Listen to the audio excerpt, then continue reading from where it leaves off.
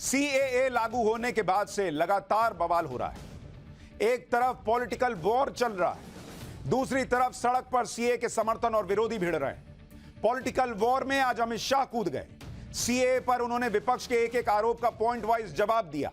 अमित शाह ने एक साथ ममता बनर्जी, अरविंद केजरीवाल, असदुद्दीन ओवैसी और राहुल गांधी सबको जवाब दे दिया। अमित शाह ने क्या कहा वो आपको बताऊंगा, लेकिन उससे पहले देखिए कि सीएए पर अरविंद केजरीवाल ने कल जो माहौल बनाया था उसका असर आज कैसे सड़क पर दिखा।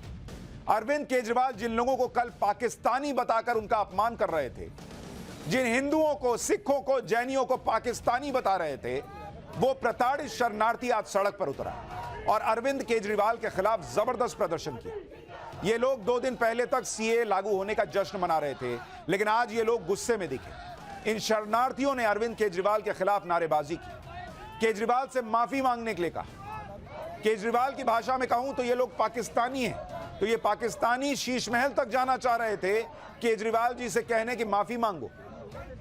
लेकिन ये हिंदू, प्रताड़ित सिख, प्रताड़ित जैन, प्रताड़ित अल्पसंख्यक, इन्होंने आज कैसे अरविंद केजरीवाल पर गुस्सा उतारा, ये सुनिए, फिर आपको बताऊंगा कि कैसे अमित शाह ने बयान से विपक्ष का जो कहा उससे विपक्ष का चेहरा उतरा और कैसे अरविंद केजरीवाल के लोगों की वजह से अरविंद केजरीवाल की ही पोल खुली। मोदी जी ने हमारे लिए सोचा है। केजरीवाल कभी हमारे पास नहीं आए, उनको आना चाहिए था, देखना चाहिए था, और केजरीवाल ने इतना बड़ा इल्जाम लगा दिया। केजरीवाल से हम ये पूछना चाहते हैं कि आप किसी भी पुलिस स्टेशन में हमारे खिलाफ कोई भी एफआईआर, कोई भी मुकदमा बताएं, हम पाकिस्तान वापस चले जाएंगे, लेकिन हमारे ऊपर झूठा इल्जाम मत दें। आज जब ये भारत में आ रहे हैं तो उनको भारत में आने से क्यों विरोध हो रहा है? क्या उनके परिवार वाले, वो तो छाती ठोक के शीला दीक्षित जी पहले कहती थी कि वो भी रिफ्यूजी थी, उनका भी पाकिस्तान से। तो जब ये भारत में रह रहे, ना चोरी कर रहे, ना डकैती कर रहे, 11 साल हो गए, केजरीवाल जी एक बात देखने नहीं आए, जी रहे हैं, मर रहे हैं, क्या खा रहे हैं, क्या पी रहे हैं? क्या रोनिया को ये बसा रहे हैं? क्या रोनिया यहाँ पे झुग्गियां डलवा दी हैं, रोनिया के पहचान पत्र बना दिए हैं, रोनिया के वोटर कार्ड बना दिए हैं? हम लोगों ने कुछ नहीं बनाया, हम सिर्फ भारत सरकार की तरफ देखते रहे और भारत सरकार के कानून में रह रहे हैं। यहाँ पे सड़क पर शरणार्थियों ने केजरीवाल के खिलाफ गुस्सा निकाला तो पॉलिटिकल मोर्चे पर अमित शाह ने केजरीवाल को लपेट लिया। कल केजरीवाल ने सीएए को लेकर जो नया सियासी तूफान खड़ा किया, आज देश के गृह मंत्री अमित शाह ने उसका जवाब दिया। कल केजरीवाल ने यह कहकर खूब माहौल बनाया था कि पाकिस्तान, अफगानिस्तान और बांग्लादेश के गरीब लोग उठकर भारत चले आएंगे, वो आपकी नौकरी, घर सब हड़प लेंगे, हम इनके लिए दरवाजा क्यों खोल रहे हैं? इस पर अमित शाह ने जवाब दिया कि कोई आने वाला नहीं है, सारे शरणार्थी पहले से ही भारत में आ चुके हैं। 2014 तक जो आए हैं उन्हें ही नागरिकता देने का कानून सीएए है। एक बार अमित शाह को सुनिए, फिर आपको बताऊंगा कि आज दूसरे दिन भी अरविंद केजरीवाल सीएए पर कौन सा नया लॉजिक लेकर आ गए। दिल्ली के मुख्यमंत्री अपने भ्रष्टाचार के उजागर होने से अपना आपा खो बैठे हैं। उनको मालूम नहीं है कि सारे लोग आ चुके हैं, आज भारत में ही रह रहे हैं, सिर्फ इनको अधिकार नहीं मिला है, वो अधिकार देने की बात है। 2014 तक जो आ गए इनको नागरिकता देनी है, और इतनी ही चिंता है तो वो क्यों बांग्लादेशी घुसपैठियों की बात नहीं करते हैं, रोहिंग्यास का विरोध क्यों नहीं करते हैं? क्योंकि वो वोट बैंक की पॉलिटिक्स कर रहे हैं। दिल्ली के चुनाव उनके लिए लोहे के चने चबाने जैसे हैं, इसलिए वोट बैंक की पॉलिटिक्स कर रहे हैं। नौकरी का कहां सवाल है, वो ऑलरेडी यहां है, और बांग्लादेशी नौकरी का अधिकार नहीं मार रहे हैं क्या? रोहिंग्यास नहीं मार रहे हैं? इनके लिए तो आप कभी नहीं बोले भाई। सिर्फ जो हिंदू शरणार्थी आए हैं, जो बौद्ध शरणार्थी आए, जो जैन, पारसी और क्रिश्चियन शरणार्थी, इसी का विरोध कर रहे हैं। एक तो अरविंद केजरीवाल कल से बार बार यह बात कह रहे हैं कि पड़ोसी देशों के गरीब लोग उठकर आ जाएंगे। अरविंद केजरीवाल को यह समझना चाहिए कि सीएए उन लोगों को नागरिकता देगा जो इन इस्लामिक देशों में धार्मिक रूप से प्रताड़ित हैं। दूसरी बात, इसमें 2014 की डेडलाइन है, यानी 2014 तक जो लोग ऑलरेडी आ चुके हैं। नागरिकता देने के आधार का आधार गरीबी नहीं है, बल्कि धार्मिक प्रताड़ना है। अमित शाह ने तो अरविंद केजरीवाल को जवाब दिया और फिर से यह क्लियर कर दिया कि 2014 तक आने वालों को ही नागरिकता मिलेगी।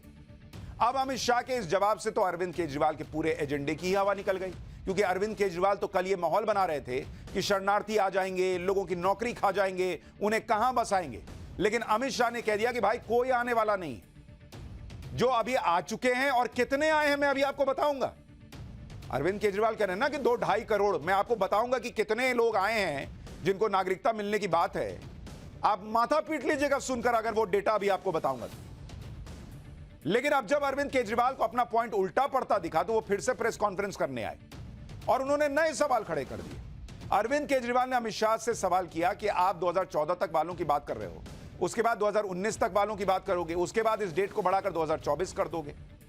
एक बार अरविंद केजरीवाल को सुनिए, फिर मैं बताता हूं कि रोहिंग्या को लेकर इनकी पार्टी के नेता क्या कर रहे हैं और कितने लोगों को वाकई में सीए के तहत नागरिकता मिलने की स्थिति है आज के डेट। तीनों देशों के अंदर अब मैसेज ये है कि भारत सरकार अब जो है इन तीनों देशों के घुसपैठियों को लीगल करने जा रही है।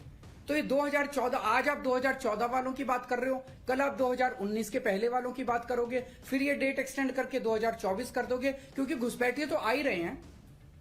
आपने रोहिंग्यों की बात की, ये तो आप ही के टाइम में आए थे, ये तो 2014 के बाद आए हैं सारे रोहिंग्ये। कैसे आए ये? अरविंद केजरीवाल डेट को वैसे ही बढ़ा रहे हैं जैसे ये हर बार, ये और इनकी पार्टी के नेता हर बार इनकी गिरफ्तारी का डेट लेकर आते हैं कि बस अभी कल मुझे गिरफ्तार करने वाले हैं, अभी कल अरविंद जी को गिरफ्तार करने वाले हैं। पर उनमें से एक भी डेट पे गिरफ्तारी हुई नहीं इनकी। वैसे ही अब ये नया मामला लेके आया कि 14 वाले हैं अभी तक, फिर 19 कर देंगे, फिर 24 कर देंगे, फिर 34 कर देंगे, फिर 47 कर देंगे। तो जब करेंगे तब विरोध कीजिएगा, अभी काहला विरोध कर रहे हैं। सीए को लेकर अरविंद केजरीवाल कल से ये कह रहे हैं कि 3 देशों में कुल मिलाकर 2.5 से 3 करोड़ अल्पसंख्यक है। अगर ये लोग भारत आ जाएंगे तो बवाल हो जाएगा, भारत के लोगों के लिए परेशानी बढ़ जाएगी। बार बार वो 2.5 से 3 करोड़ वाला डेटा देकर लोगों के बीच एक तरह से डर फैलाने की कोशिश कर रहे हैं। कोई भी सुनेगा कि भाई 2.5-3 करोड़ लोग आएंगे तो हड़बड़ा जाएगा और आम लोग सीए के विरोध में आ जाएं, यही उनका प्रयास दिखता है एक तरीके से। लेकिन हम आपको मोटे तौर पर यह बताते हैं कि अभी सीए के लागू होने से तुरंत कितने लोगों को नागरिकता मिल सकती है। इंटेलिजेंस ब्यूरो के आंकड़ों के अनुसार अब तक, और इंटेलिजेंस ब्यूरो इसलिए कह रहा हूं क्योंकि भाई अभी जितने लोग अप्लाई करेंगे यहां आए हुए हैं उसके हिसाब से ही ना पता चलेगा कि कितने लोग मांग रहे हैं। लेकिन आईबी रिपोर्ट जुटा रही कि कितने लोगों ने लॉन्ग टर्म वीजा के लिए अप्लाई किया था और यहां पर रह रहे हैं।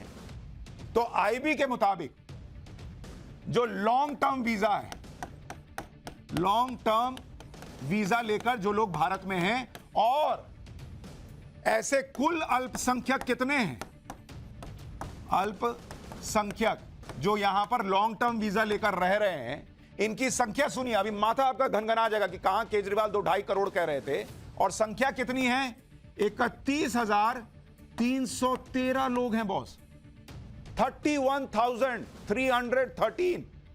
इतने ही लोग लॉन्ग टर्म वीजा लेकर कुल अल्पसंख्यक रह रहे हैं। और इसमें हिंदू कितने हैं भाई, इसमें हिंदुओं की संख्या है 25,447। इसमें सिख हैं 5,807 लोग। इसमें ईसाई कितने हैं, इसमें ईसाई हैं मात्र 55 लोग। इसमें बौद्ध कितने हैं, इसमें बौद्धों की संख्या है 2 और पारसी हैं 2। तो आज की डेट में इतने लोगों को लॉन्ग टर्म वीजा सरकार की तरफ से ऑलरेडी दिया हुआ है और वीजा देने का आधार धार्मिक प्रताड़ना रहा है और इन्हीं को सबसे पहले सीए का फायदा होगा। तो कितने लोगों को भारत की नागरिकता मिलेगी अगर ये सारे लोग अप्लाई कर दें, 31,313।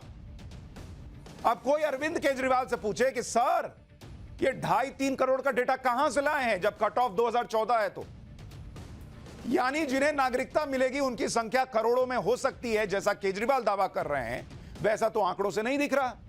इसलिए आज बीजेपी ने भी केजरीवाल पर सवाल उठाए। बीजेपी के सांसद मनोज तिवारी ने कहा कि केजरीवाल घबराएं नहीं, आपके शीश महल में शरणार्थियों को नहीं बसाएंगे। एक बार सुनिए मनोज तिवारी को, फिर सीए पर केजरीवाल के नए एजेंडे की बात करूंगा और कैसे उनके ही लोग उन्हें एक्सपोज कर रहे हैं यह भी बताऊंगा। आपकी तरह उनको शीश महल नहीं दिया जा रहा है अरविंद केजरीवाल जी, आपके राजमहल जैसा उनको राजमहल तो नहीं मिलेगा, लेकिन हाँ, प्रधानमंत्री आवास योजना के तहत नरेंद्र मोदी जी के द्वारा उनको एक आवास मुहैया कराया जाएगा, उनको पानी मुहैया कराया जाएगा, उनको बिजली मुहैया कराई जाएगी, उनको भी अपनी एक इंसान की जिंदगी जीने का हक है।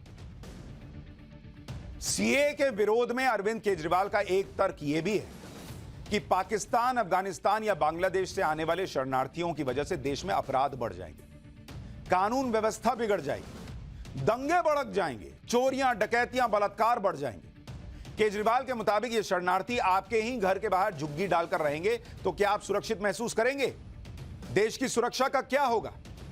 एक बार सुनिए अरविंद केजरीवाल क्या कह रहे हैं, फिर आपको बताता हूं कि अरविंद केजरीवाल को आज शरणार्थियों ने कैसे शर्मिंदा कर दिया।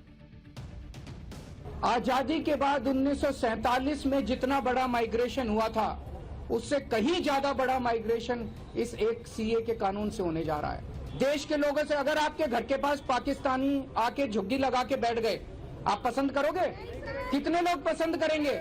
चोरियां, डकैतियां, बलात्कार बढ़ेंगे हमारे देश के अंदर, पूरी कानून व्यवस्था, और पता नहीं कैसे कैसे लोग आएंगे वहां पे। सुरक्षा व्यवस्था, हमारे देश की सुरक्षा व्यवस्था का क्या होगा?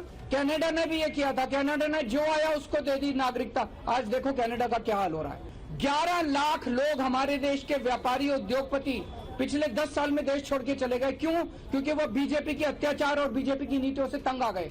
लाना है तो उनको लाओ ना, पैसे वालों को लेके आओ जो हमारे देश में आके पैसे से फैक्ट्री खोलेंगे, व्यापार चलाएंगे, हमारे बच्चों को रोजगार मिलेंगे। आप सोचिए, ये खुद को आम आदमी बताते हैं, लेकिन इनकी सोच देखिए, कह रहे हैं पैसे वाले को लेकर आओ, वो पैसा लगाएगा देश में। ये गरीब आदमी को ला रहे हो। लेकिन मैं आपसे ये कहता हूं कि भाई मुझे ये बताइए कि किस तरह से ये जो पूरा मामला है, इसमें आप शरणार्थियों को अपराधी बता रहे हैं, रेपिस्ट बताकर उनका अपमान कर रहे हैं। इसी अपमान से भड़ककर इन शरणार्थियों ने आज केजरीवाल के खिलाफ प्रदर्शन किया। इन शरणार्थियों ने केजरीवाल को चैलेंज भी किया कि वो एक भी थाने में इनके खिलाफ कोई क्राइम केस दिखा दे। एक बार इन शरणार्थियों को सुनिए, फिर आपको बताऊंगा कि हिंदू सिख शरणार्थियों पर सवाल उठाने वाले केजरीवाल रोहिंग्या शरणार्थियों पर कैसे मेहरबान है। आज सिंध कराची का रहने वाला हूँ, 2011 से आए हुए हैं, और हम लोगों को केजरीवाल को ये कहना चाहते हैं कि हम घुसपैठिए हैं। क्या हमारे पास कोई प्रूफ नहीं है जो घुसपैठिए हैं? ये हमारे पास वीजा, पासपोर्ट, समझ गए। ये देखो, सिंध से आए हैं, हमारे पास सब कुछ है। 1 महीने का बच्चा, उसका पासपोर्ट है, घुसपैठिया नहीं है। गवर्नमेंट मांगेगी सब हम देंगे, गवर्नमेंट के थ्रू आए हम।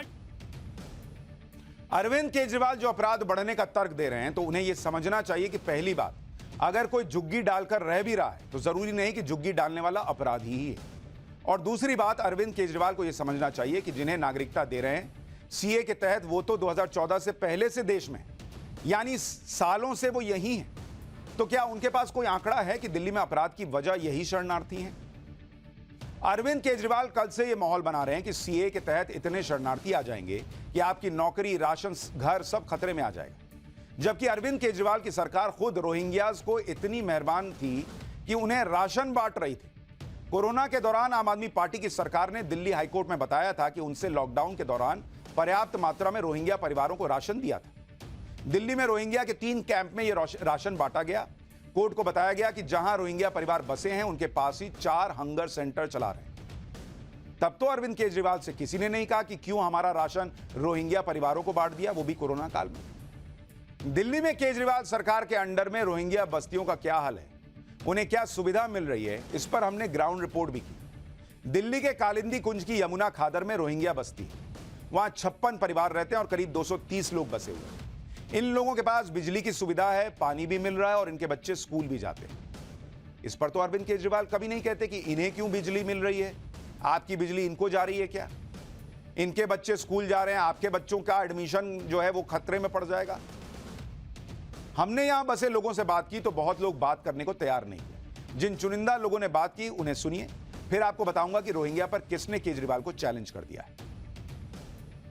बिजली है और पानी की एक गाड़ी सोसाइटी के लिए आते हैं। अच्छा, उसमें हम भी लेते हैं। टैंकर जो आता है वो सोसाइटी के लिए आता है। स्कूल की व्यवस्था है, दूर है, तो ये जैसे खादर है ना, आप मान लो खादर पे जाने पड़ते बच्चा। अब ये यहां रह रहे हैं तो पानी तो पिएंगे, लेकिन इस पर किसी ने सवाल तो नहीं उठाया कि आपके हिस्से का पानी इनको दिया जा रहा है रोहिंग्यास को।